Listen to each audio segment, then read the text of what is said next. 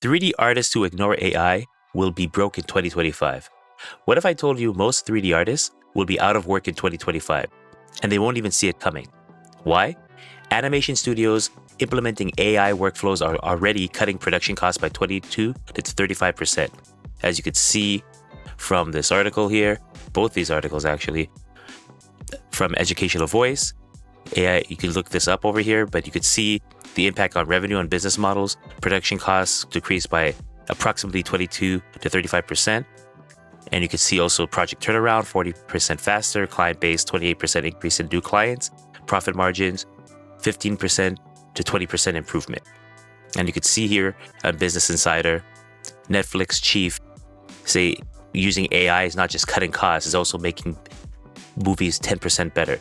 And you could see even James Cameron is saying it's making him cheaper. And you know James Cameron makes a lot of movies at the same time, like Avatar 2 and 3, for example. If you ignore AI, you will be irrelevant. However, if you embrace it, your opportunities will multiply. So, what we will talk about in this video, why AI is shaking up the 3D industry and how you could turn it around to your biggest advantage. And we'll also cover where artists are already being replaced, the areas AI can't touch, and the exact strategies to stay ahead. And by the end, you'll know how to thrive instead of just struggle with AI. About me, my name is Dwayne Elahie. I'm a CG Supervisor in the industry for 20 plus years, mentored for about 15 plus years, and hundreds of my students. A lot of them now have jobs worth $70K or more in salary. These are places I've been at: EA, Industrial Lights and Magic, ILM, Pixar, Disney. And you can check out my IMDb. We haven't met yet, but you met my work, such as Avatar, The Witcher, Netflix The Witcher. I was a CG character rigging supervisor for Teenage Mutant Ninja Turtles Mutant Mayhem, and Cloudy with a Chance of Meatballs franchise when at Sony. You may have also seen these films and TV shows. K-pop Demon Hunters, a lot of the tools I built are still used today. In Spider-Man Enter into the Spider-Verse, Cloudy with a Chance of Meatballs, Teenage Mutant Ninja Turtles, Marvel projects such as Secret Invasion, Avatar, James Cameron's Avatar, Netflix The Witcher, The Hunger Games. So let's get into the video. What I'm going to talk about. So the 5 AI reality checks. First, studios are slashing budget with AI. Why? Studios are moving to AI tools. It's faster for previs, like pre-visualization, to understand where the movie's, like storyboards and pre-visualization, so you understand how camera movements, how the pacing of the movie is. You can do that in editorial. You can make cheaper assets. We've already been doing things like that already with kit bashing. Now you're just using AI to generate them. Other examples such as concept art, background generated in hours instead of weeks. Again, a lot of these things to get you an idea of what it is, and you would iterate, brainstorm a lot quicker instead of waiting weeks to get an iteration to see if it works or not. Trust me, I've done this before. We've outsourced and we hired other people to do concept art, and the process costs a lot of money, and it ended up being weeks to months just to go back and forth and waiting for the turnaround. If you can't match AI speed, you won't be hired. Remember, this is still a business. When a project's out there, usually there's marketing has to start right away or at a certain pretty early, like at least a year in advance. So all that's already planned out.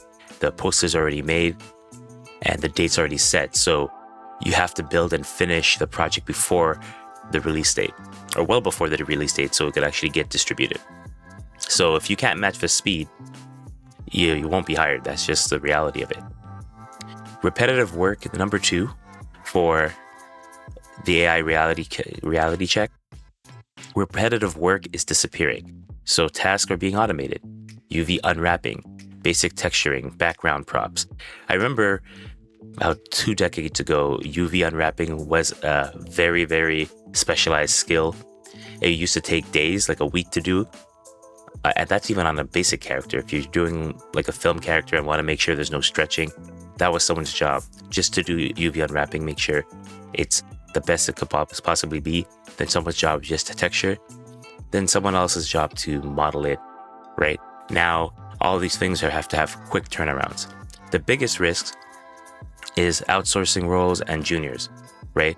So outsource roles like, for example, UV unwrapping, skinning, rigging, basic props and whatnot would go to outsource to other companies, or you hire juniors to basically just need a lot of people to do the work. Now with AI tools and procedural tools and pipelines, they'll batch these out. So these are the things at the biggest risk. The only safe zone is high-skilled creative control. One thing I would like to say though about juniors as well is, yeah, a lot of times you hire juniors mainly. You have the senior lead and the leads hire a bunch of juniors because one, it's more expensive to have, you would think, okay, why don't you have a whole team of seniors? Well, it's expensive to have that. And usually you have a senior or a lead to set the example, have the lead the project and tell your team, like your team of juniors, the exact tasks they need to do. The other reason why you would also have a junior is that you would train them up to become more senior and take on more roles. It's cheaper to get someone onto a project and train them up into the role than it is to get a bunch of seniors. One, it's hard to always attract them if they're at different studios, but also if you could train someone who's new to the industry and teach them exactly how to work in your pipeline. So there's still some roles for juniors, but it doesn't change the fact that a lot of the times it is to plow through a lot of work. And that's why you outsource it. And that's why you get juniors, because there's just a lot of repetitive things to do. So going back to the title, back to the 5 AI reality checks. Number 3, creativity still beats machines. AI lacks intent, storytelling. Who are the types of people or the types of roles that rely on fundamentals? Supervisors, art directors, leads. These are the ones that are on the top of the food chain, right? These are the ones that lead the juniors and whatnot. So who rely on the fundamentals? Like I mentioned, these guys, but the fundamentals are needed for jobs such as design, anatomy, composition.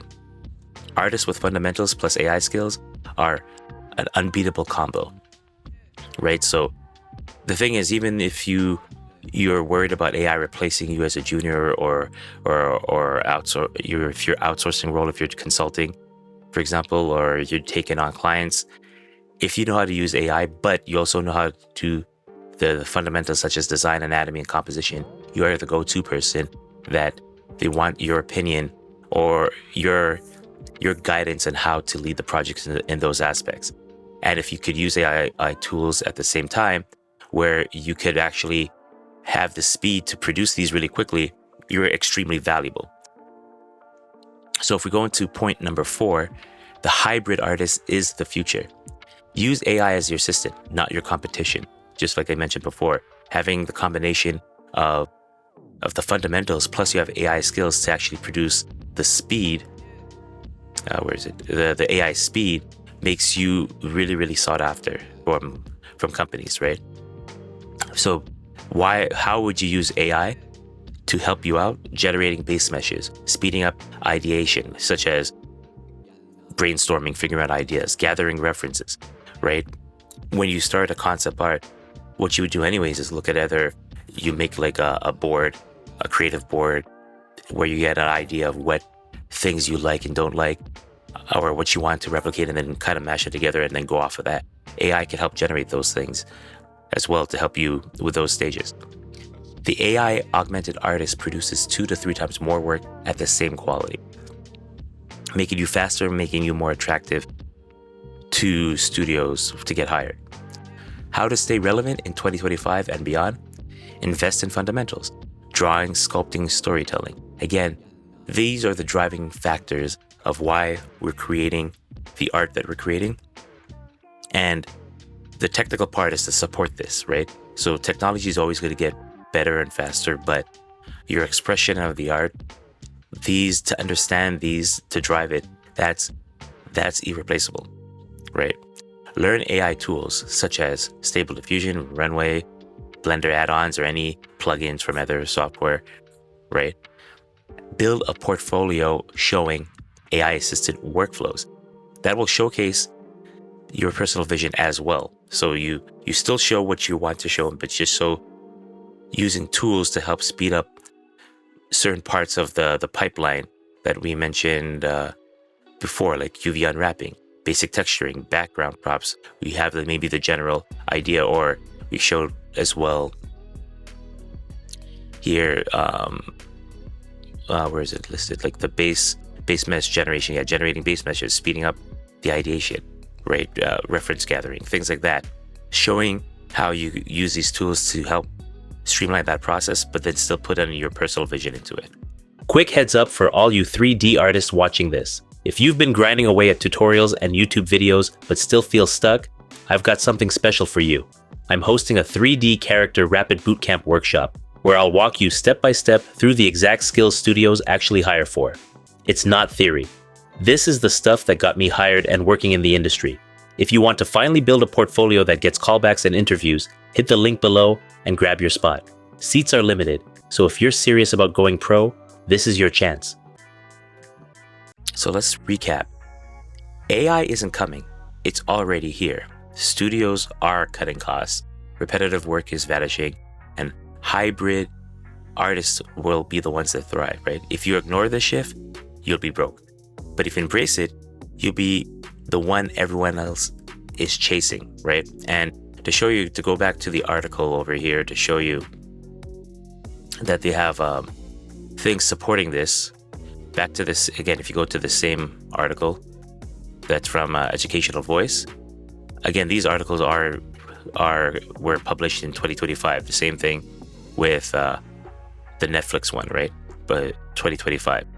But if you go over here, you see that the workforce transformation and new skills are required here, right? So the thing is, AI, just to show you, AI role in job creation and displacement. The disruption doesn't necessarily mean that your jobs are going to be lost. New specialist roles are going to be emerging, such as AI animation supervisors. And what does that mean? They're going to be overseeing AI implementation into pipelines, right? Again, back to what I was mentioning for your role for supervisors, right? Who rely on fundamentals. Supervisors are directors' leads, and the fundamentals needed are the design and anatomy and composition. They'll still be driving these things, but with the combination of the AI skills, they'll be able to drive these things at mass and doing it very quickly. Again, an unbeatable combo. So that's why you want to get ahead of the curve here. And if you want to be a supervisor, let's say in AI animation, understand the AI tools, but also understand the fundamentals. Prop engineers, you also, just because you have the tools, you have to understand how to use them, how to craft perfect instructions for AI animation systems. How could you actually craft the instructions and direct it if you don't know the fundamentals, if you don't know the intent, if you don't know the storytelling, you don't know design, anatomy, composition. You still have to know these things to be able to drive it. So yes, they're making production, as they say, production costs 22 to 35% better. Project turnarounds are 40% better. Client base, you increase in client and profit margins increase. And as Netflix put it over here, it's making movies better, but you still need to understand how to drive it, how to give the instructions. That's very important. That's why I'm instructing you guys to learn both. AI, human collaboration specialist, ensuring seamless workflow. So pretty much what parts are going to be AI that automated and what parts are going to be the humans or artists, pretty much refining it and giving exactly what the vision would be, right? And again, it's enhancing human creativity with AI. You're making new creative tools so you can basically focus on being creative decisions. Go focus on the creative decisions itself. It's a very good article. You should read this to understand where it's going and not be afraid of it, right? Yes, its roles are changing, but there's definitely a great opportunity. What I'm basically saying is don't ignore the shift or you'll be broke. So the next steps that I want you to do here is pick one AI tool this week and integrate it into your 3D workflow, right? Start small. Let's say generate references, speed up modeling, or clean up textures. The artists who experiment first are the ones who will get ahead. If you want to get ahead, you have to be a trailblazer. And here's a bonus tip. Document your AI process. Share it on ArtStation, LinkedIn, YouTube. This goes back to an older video I was mentioning, branding and visibility. If people see that you're experimenting with these things and you're improving and you still are respecting the fundamentals over here, the design, the anatomy, composition, intent, storytellings, and all those things, right? But also you are actually integrating AI into your workflow to actually produce this quicker.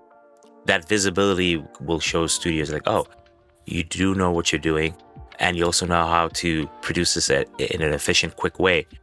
You're going to be thought of, or at least you're going to be visible as a brand, as a person that this could be someone that we could use in our pipeline that will help produce our products a lot better, right? As opposed to someone who's not posting anything. You don't know what they're doing, right? Studios want artists who not only adapt, but also show they can lead the change. This is why you display it. If nobody knows you're doing this stuff, they can't consider you, right? So you want to position yourself as the one who teaches AI workflows, not just follows them. Now, with that being said, the biggest mistake I want to avoid, and I always want to point up, hit this point home, is don't just hit the generate button and call it art, right? AI without fundamentals are just generic, it's forgettable work. They're not hiring you to just push a button and then put the output on there. They want you to understand how to use the tools to make certain parts, repetitive tasks, or tasks that you have to do in bulk quicker, but still use the fundamentals to guide the vision of what the art director, what the intent of the storytelling is, right? The biggest mistake is using AI as a crutch instead of as a tool.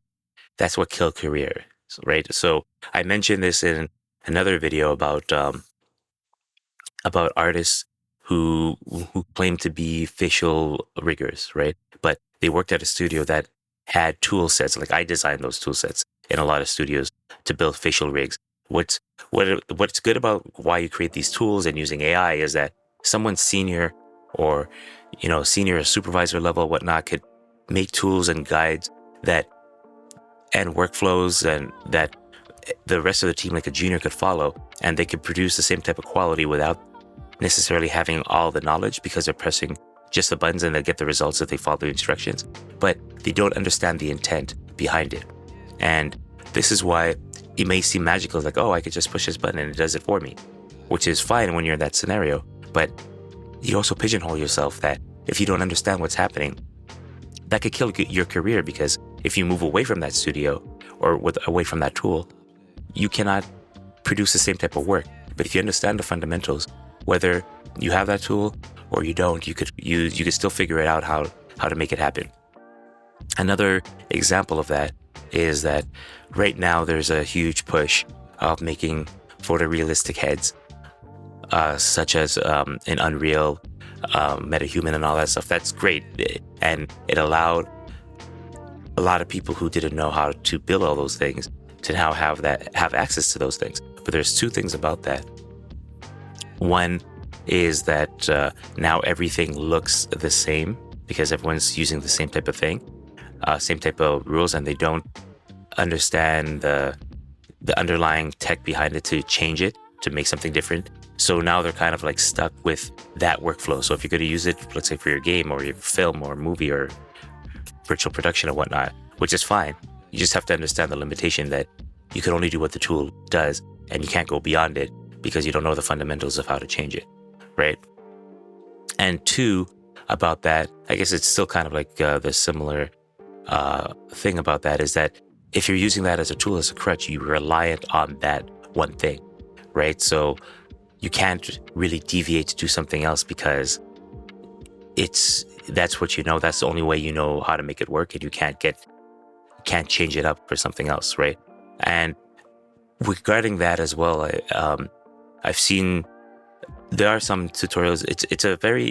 It is a hard, I guess, skill to learn how to make photorealistic head, and on top of that, make an animate for a real production. And I do see some, there are some tutorials out there for it. The problem that I've seen with it is that a lot of them do rely on, okay, go to this asset store and buy this asset, which is already pre-made, which is fine in that sense. But then again, you're still limited to what that asset has. And if you don't have something that's similar to that, you can't work with it. And the other thing is they just show you how to put it together. They don't, or they kind of like do a time lapse of them using, let's say, the anatomy to sculpt the face. They're like, step 1, sculpt the face, and they show you a time lapse of that in like three minutes, right? And who are buying the tutorial trying to say, okay, well, I don't know the fundamentals of, where is it listed here? I don't know the fundamentals here, of like the design, the anatomy, the composition. So for that person, they might have shown me everything, but I don't understand what's happening. And then the next thing is they just take parts of like the references of the pack that they got from the assets and just put them together. But you could show that, and then you might get a job saying you're a modeler and you could do photorealistic heads, but then you get on the studio and you don't have access to those resources, right? Can you do it from scratch? You might have to. That's another thing, that is, you might be reliant on the tools where if you're using, it could be AI, or it could be just assets that are pre-made or tools that are pre-made, that if you don't have it, if you don't know the fundamentals, you can't maintain that job. And I have seen this where people showed at their demo, they showed amazing end results, and then they got to the studio and they weren't using the software, they weren't using the same assets, they weren't using the same tools, so he couldn't do anything. And he literally, I know one person, I think of in particular, lost his job in 4 days because he really couldn't do anything. So this is an example that really can kill your career. Understand the fundamentals. It's great to have these tools, and yes, it speeds it up, but understand how to do it even if you didn't have the tools.